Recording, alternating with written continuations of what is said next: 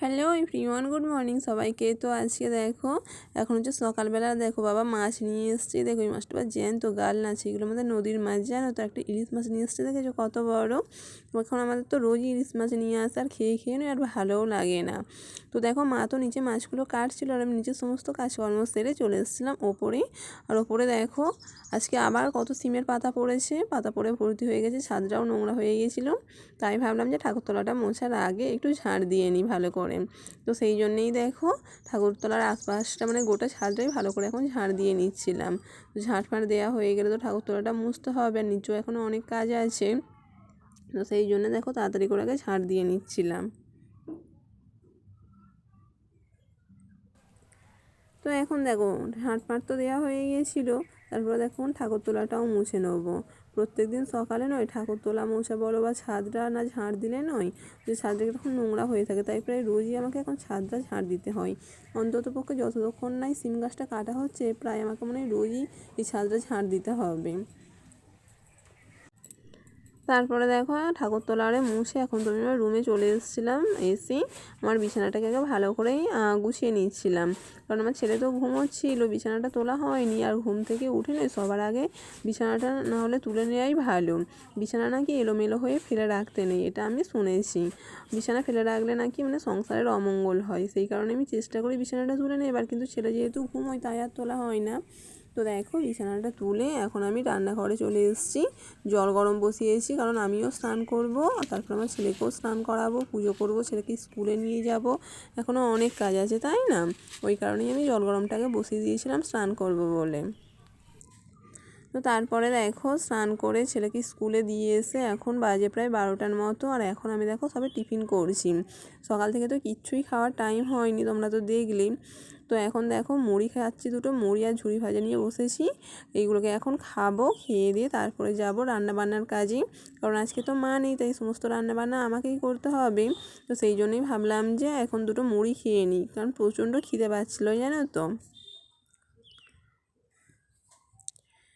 তারপরে দেখো মুড়ি টুড়ি খেয়েই চলে এসেছিলাম রান্নাঘরে।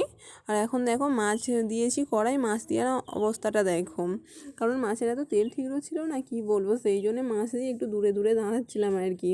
কারণ কতবার হয়েছে যে তেল ঠিক আবার হাত ফাত পুড়ে গেছে, এটা সবারই প্রায় হয়, অজানা কিছু নয়। তাও আমি যেহেতু এই সমস্ত কাজ খুব একটা করি না, তো তাই আমার মনে হয় যেন একটু বেশি সমস্যা হয় মাছ ফাছ ভাজতে গেলে।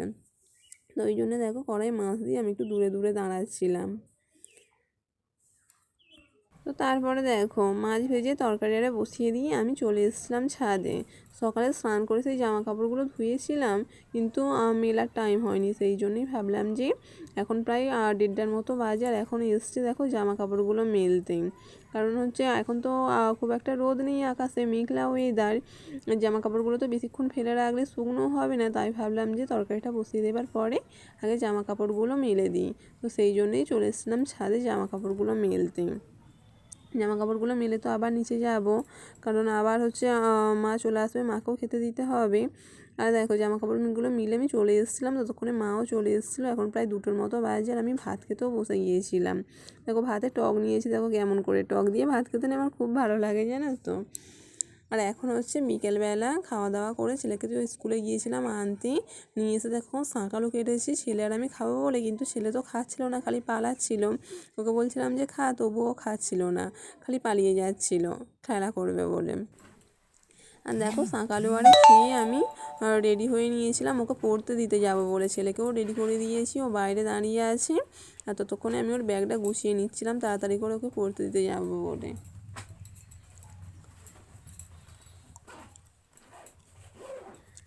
দেখো ব্যাগ তো গুছানো হয়ে গেল, পড়তেও দিয়ে এসছি, দিয়ে এসে এখন চা বসিয়েছি, মাকে দেবো। আর তারপরে চাটা দিয়ে তো তারপর খাবার দাবার হবে, আটা মাখানো হয়ে গিয়েছি। মাকে চাটা দিয়ে রুটি করব, রুটি করে তারপর আবার যাব ছেলেকে আনতে। তো এই দেখো এখন তো দেখো আমি রুটি করছি, মাকে চাটাও দিয়ে দিয়েছি। রুটি হবে আর একটা হচ্ছে তরকারি হবে, সব রকম সবজি দিয়ে। আবার হচ্ছে রুটি করে আবার যাব ছেলেকে আনতে। তো চলো আজকে এখানে এই পর্যন্তই, টাটা, দেখা হবে আবার একটা পরবর্তী ভ্লগে। ততক্ষণে যদি আমার ভিডিওটা ভালো লাগে তাহলে একটা লাইক করে একটা সাবস্ক্রাইব করে দিও। ততক্ষণে তোমরা ভালো থেকো, সুস্থ থেকো, টাটা।